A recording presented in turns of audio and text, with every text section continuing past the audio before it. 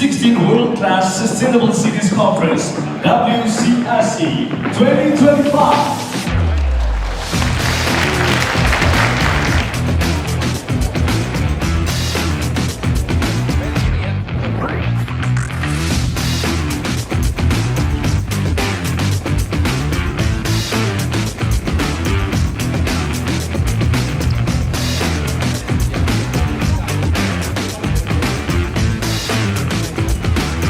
Masuk dalam kalender di BKL. Wah. Yalah ni, the more modern in the culture.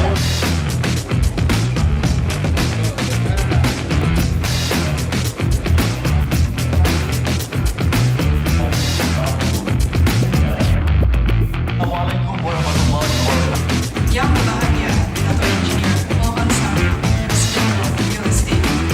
So let's make today count. Let's learn, let us challenge, and let us inspire. And most importantly, let's leave this conference not just with notes, but with momentum. To make Kuala Lumpur a city alive with culture, resilient through nature, and inclusive through technology. Thank you very much. To officiate our ceremony this morning, without further ado, please welcome on stage YB Minister.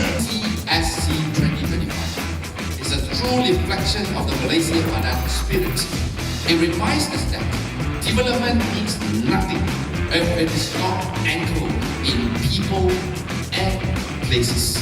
I congratulate the organizers for sustaining this important platform that unites us in shaping the future of our cities.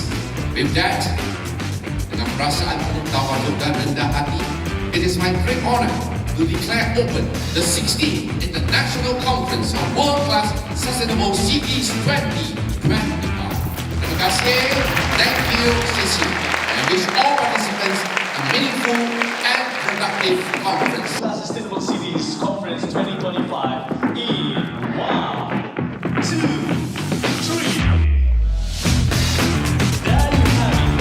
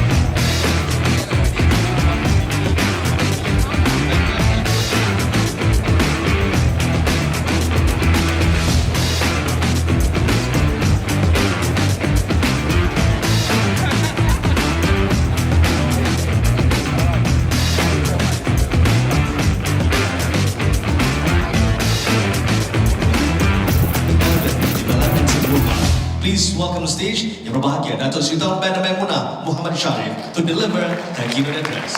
Over to you, Datuk Seri. Good morning and salam Malaysia Madani.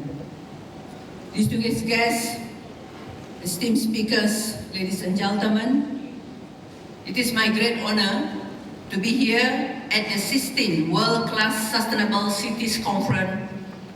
It is good to be with so many people who turns plans into places.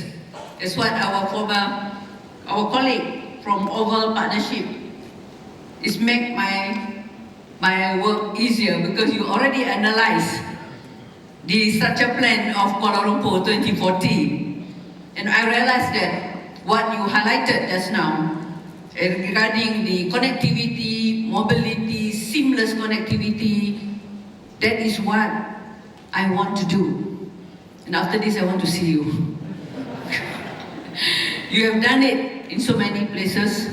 That's why I would like, one of my priority since last year is the green connectivity, seamless walkability and mobility within Kuala Lumpur. First in the city area, in the heritage area, and after that outside. So we already have the plan. Maybe we can share with you our plan. Maybe you can get some comments from you, because I've seen it, you've already done it in many cities in China. I've been to a few cities that you highlighted.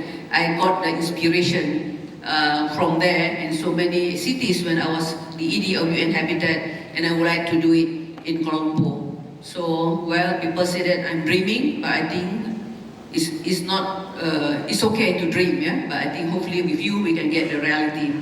So I would like to thank the organizer for the invitation to deliver this keynote on the theme of City for All, Resilient and Heritage in Kuala Lumpur 2040, which align closely with this year's conference theme, Resilient Cities, Living Heritage.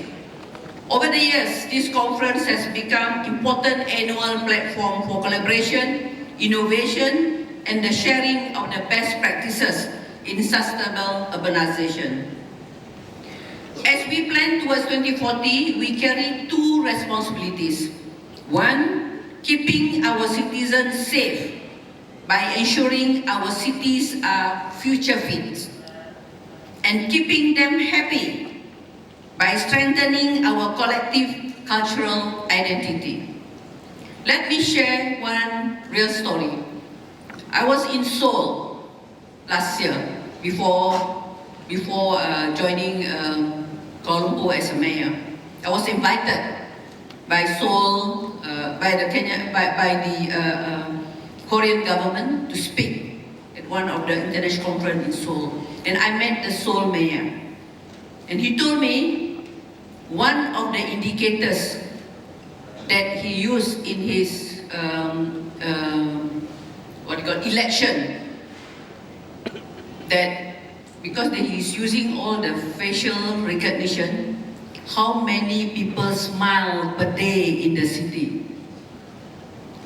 Soul, smile my soul. You see, I asked him, why you count how many people smile in your city? And they have a chart. Because he took me to his room, it's a chart. Today, how many people smile? Yesterday, last month, last 6 months. They said that when people smile, people are happy. I'm afraid if people walk and no expression at all or angry. So that's one of his indicators, and use it in his election campaign. Because in Seoul they have the local election. So I would like to keep the people in Kuala Lumpur happy by strengthening our collective cultural identity. So the theme of this conference is very close to my heart. And it has been my life mission to align nature and culture, which I myself believe makes our cities livable and lovable. So when we talk about resilience in cities, we don't just mean bouncing back from disaster. Resilience means anticipating, adapting, and thriving in the face of change, whether climate shocks, social stresses, or economic disruption. So central to that resilience is culture. Culture is the operating system of a city. The values, habits, networks, and shared memories that binds us together.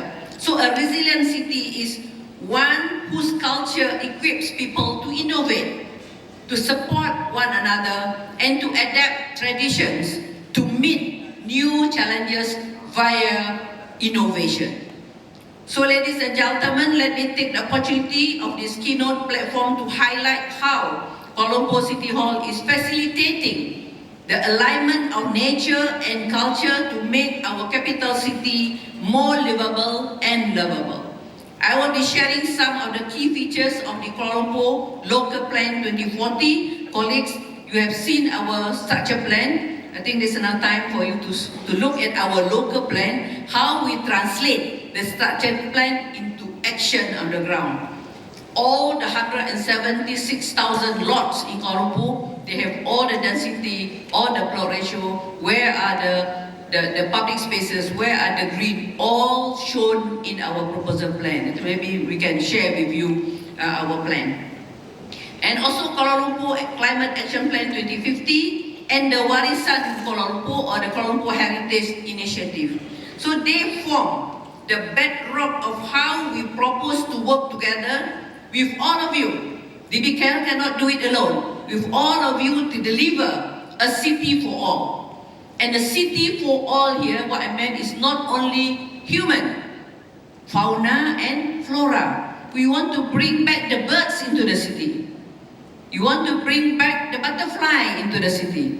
So this is city for all here. It's not only for human beings, but also from fauna and fauna. And this includes safer homes, greener neighborhoods, and heritage precincts where a new economy based on culture and creativity is taking roots. As you know, Kuala Lumpur is growing very fast. Greater KL already exceeds 8.8 million residents. And by 2030, we are projected to be a home or workplace of 9.8 million. And at the core of Greater KL are the 11 parliamentary precincts that make up DBKL's boundaries. So here, the daytime population swell by almost 2 million daily as visitors. So growth brings job and productivity, but it's also put tremendous pressure on the delivery of the basic services, housing availability, and transportation needs. It is also agglomerates wealth, but also the contrast between those who have and those who have not. As a daughter of a rubber tapper, I understand how important it is for a city to provide equal opportunities. But I'm sad to say that most cities today separate us with a wealthy living in a gated communities, and in some extreme cases, live behind electric fences. If we do not work together, mind the gap between us, our final destination might be a place of distrust and inequality. So if you want a city that is future fit, we must make sure that the future urban development is plan-led. This is why I made it a priority the first day I joined DBKL that KL City Hall to champion plan-led urban development. As a real estate developers and professional of the built environment will tell you, the best investments are made when you are assured of consistent and long-term returns. For those communities living in the places impacted development, they want developers to understand and adopt returns that are not only monetary, but also sustainable, including positive social and environmental impact. This is why the Local Plan 2040 of Kuala Lumpur commits us to a stronger zoning, inclusive housing, and a transport system where 70% of trips are made by public transport. It's very tall order, because at the moment now, we are the other way around. 70 by car, 30 by public transport. And let us flip the script. Hopefully by 2040, we will move towards 70 public transport and 30 private cars. So a city that all begins at home. But one must have a start-up home. Kuala Lumpur local plan commits to 305,000 affordable housing units by 2040, nearly 40% of our housing stock. We are identifying, is already identified, 139 urban renewal sites, starting with the aging public flats. Our R4 housing zone create incentive for higher density and mandatory inclusionary quotas for residency wilayah and Madani homes. So similarly, the home must be connected to our place of work. The local plan targets 70%, as I mentioned just now, on public transport, but to achieve this, we are expanding rail, buses, cycling lane, and building 254 kilometers of green-blue connectors linking parks, rivers, and communities. We already make the phases, we already have the plan, and we already started the implementation of certain areas. We are also investing first and the last mile connectivity. I think this is the challenge, the first and the last mile connectivity, that ensuring that transit is accessible within a 500-meter walk for most residents. Ladies and gentlemen, resilience is not only just about surviving a crisis. We have to invest in both mitigation and adaptation. So our Kuala Lumpur Climate Action Plan 2050 commits us to net zero by 2050 with an interim goal of cutting greenhouse gas emission by 70% compared to 2010 levels. We are reducing reliance on fossil fuel and expanding renewable energy. In DBKL own facilities, we will cut energy and water by 20%, 25% by 2030 with LED. All our street lights now are already converted to LED. And 2 out of 27 our building is already on solar. Well, it's a start, leadership by example, because we preach, we put condition in the development submitted by the developers, but I think we have to show that we are also leading. That's where leadership by example. So I told my colleagues, I just finished a retreat. They said next year they want to do another 2 more building, which is renewable energy. I said, why 2? You are already 27, you finished 2, but you have 25 more. Why don't we do 10? I said, 10? I said, yeah, why not? 2 is too little, do 10. So I think at least we have the intention, and now the intention have to put it into the plan, and we will prepare the budget for 2026. So here I strongly urge all of you to go beyond the requirement and the guidelines that we set for a new development, so that collectively we can exceed the expectation of this generation to meet the expectation of the next generations. Adaptation also draws strength from our living heritage. Living heritage is not just monument and relics, but tradition, knowledge, and everyday custom passed from one generation to the next. I think shown also in our colleagues' the previous presentation. UNESCO defined it as the practices, expression, knowledge, and skill that communities recognize as part of their cultural heritage. It is alive, performed, and transmitted from craft and ritual to food, music, and festival. And these living practices give resilience its human face because they keep our social bond strong when times are hardest. At the same time, resilience is more than just mitigation measures.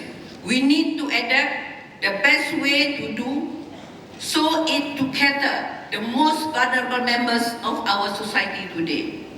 A hawker in Titiwangsa who no longer has to choose his stall each time to close his stall each time it's rained heavily, will be able to ensure that the quality and safety of the food he or she sells becomes a priority. Think of families who can access quality parks and public spaces that have reliable services when the going gets tough. When the going gets tough, the tough go local. I don't know whether you agree with me or not. When the going gets tough, the tough will go local. And this is through our K2K program, together with Think City, the BKL's PPR and PA initiative. I'm glad to say that we have now seen a young student. I just received this news yesterday. This is why I added it into my presentation. We just received a young student who have achieved straight A at Form 5. And this student in the affordable housing and always fail the ADMAX. And we together with us, we work together with them, and they are smart young chap. If given an opportunity, she can get straight A's and now planning to go to university. So resilience is not a cost, but in investment. This is our investment to the future generation. It is an investment that saves life, livelihood, and more importantly, is help all of us to be more future ready. So resilience and living heritage are not separate. They reinforce one another. When a community carries forward its living heritage, it strengthens collective memory, social cohesion, and adaptability. Those qualities in turn allow people to recover faster and innovate better.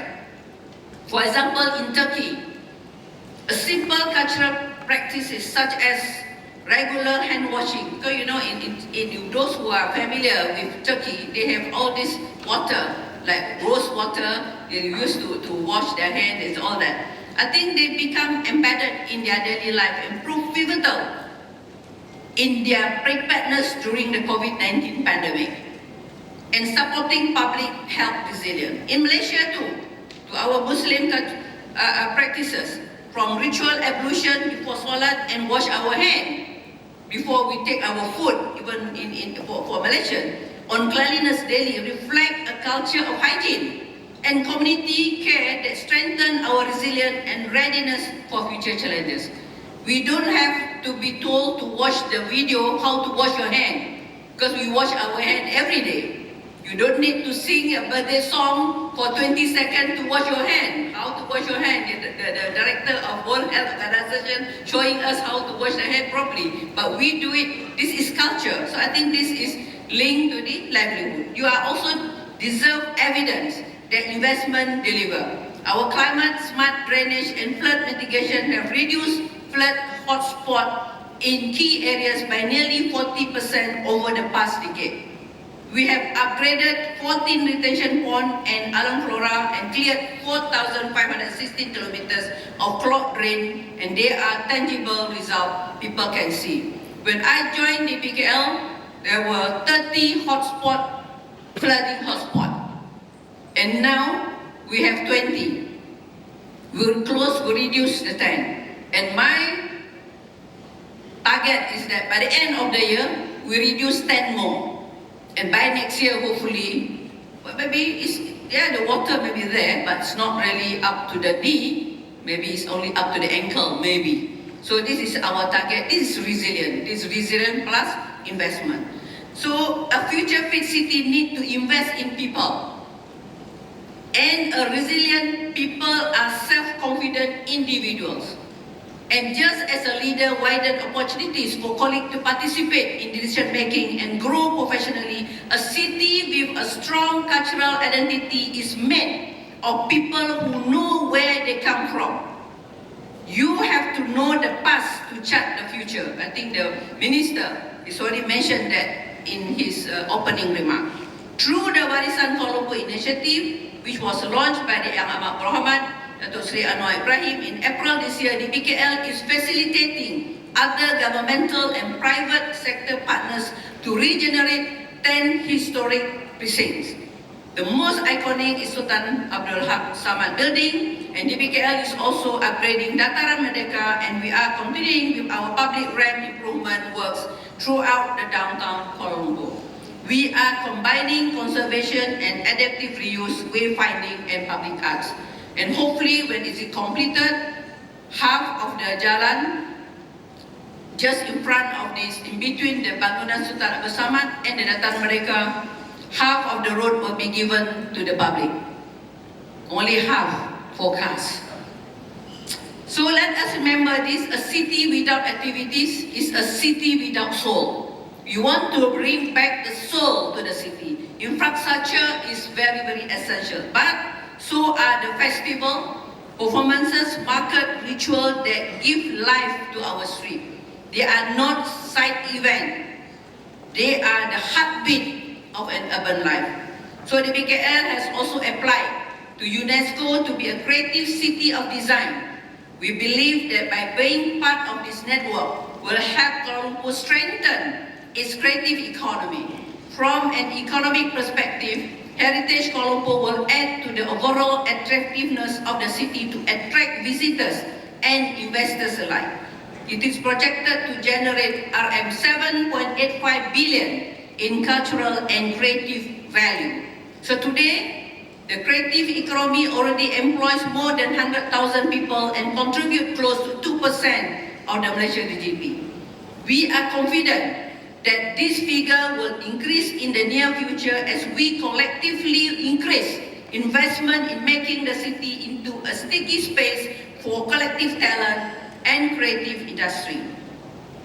Speaking as the founding general manager of the Georgetown World Heritage Incorporated in Penang, I can attest to the fact that heritage is not nostalgia.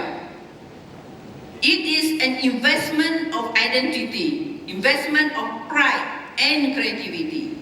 As Georgetown, last time known as a ghost town, before it been inscribed into the World Heritage List, and the other historic cities have demonstrated, every ringgit invested in the heritage conservation generate up to 4 ringgit in local economy activities through tourism, cultural events, and small businesses. None of this can be done by the government alone. That's why we embrace the 4P approach, public, private, people partnership. The government plan to enable business invest for sustainable term profits. Communities participate to ensure positive impact for all. This approach has already delivered results over the past 3 years of collaboration with resident NGOs and has helped the BKL plant 50,000 trees annually and rescue more than 11,000 kilograms of surplus food, avoiding over 22 kilograms of carbon emission during the Ramadan season. The Zero Waste Zone pilot at Titiwangsa Hawker Center is further proof that the 4P concept result in positive impact on the ground. When traders, residents and the BKL work together, we reduce organic waste by 20% and recyclable by 40%. Cleaner street, lower cost and less landfill. If scaled across all markets, this could divert more than 400 tons of waste daily and save millions of ringgit annually in disposal costs. And this is what shared responsibility looks like, and this is what resilient is also all about. So globally, resilience has become a shared urban agenda. I am honored to serve on the board of directors of the Resilient Cities Network, which brings together more than 100 cities committed to resilient practices, building capacity, sharing solutions, and preparing for shocks. UNESCO also reminds us that heritage is a dynamic force for building resilient communities. Examples include the ZLH project in Europe, which uses heritage to strengthen communities, and the Aga Khan Historic Cities program, which combine conservation with social and economic revitalization. These examples show us that resilience and heritage are not competing priorities. They are two sides of the same coin. Each policy we adopt must deliver results, the people can feel.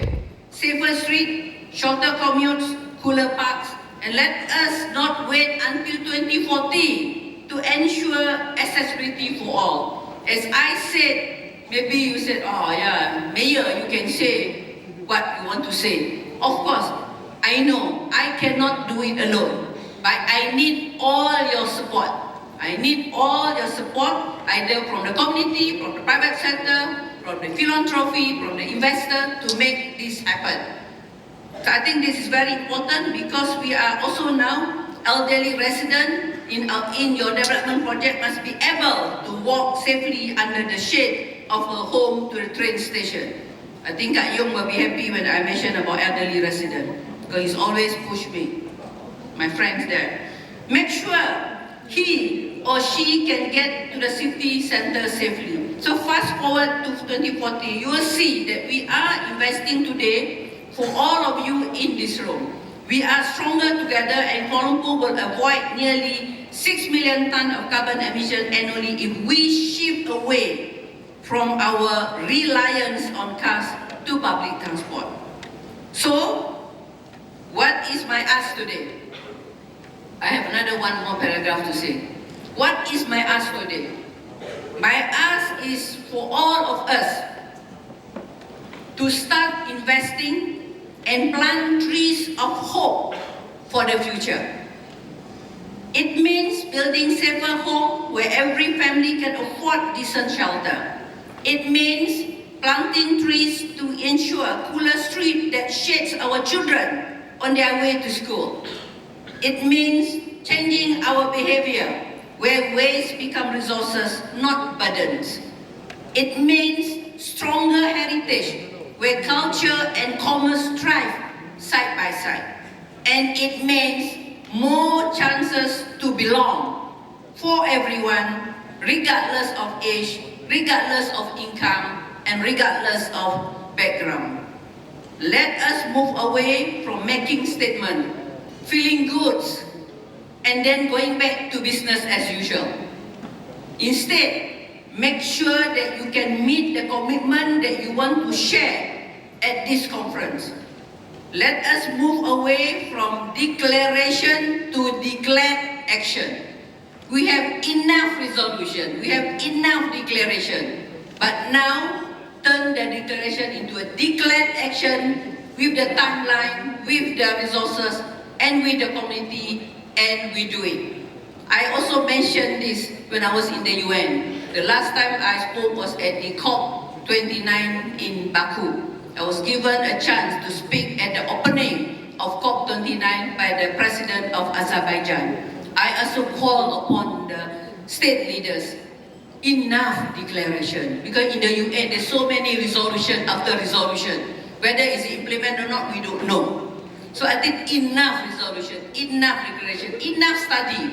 I think Kuala Lumpur also overstudied. So enough study.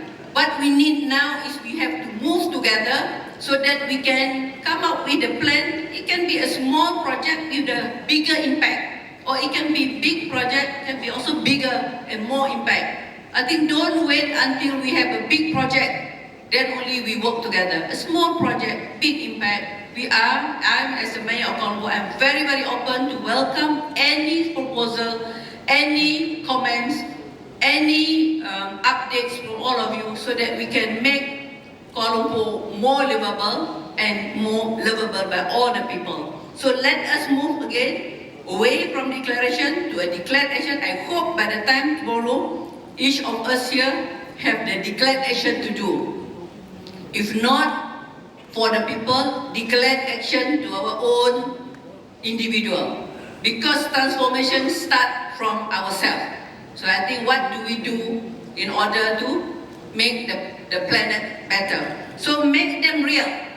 Together we can shape Kuala Lumpur into a city that is not only livable again, but truly livable, and you will love Kuala Lumpur, and every time that you will dream of Kuala Lumpur. And those colleagues from outside Kuala Lumpur, maybe you will want to come back to Kuala Lumpur and put Kuala Lumpur as one of your destination and bring your family and your friend, and you become our global champion for promoting Kuala Lumpur. So I'll stop here. Thank you so much for giving me the opportunity, and again, enjoy Kuala Lumpur. Thank you.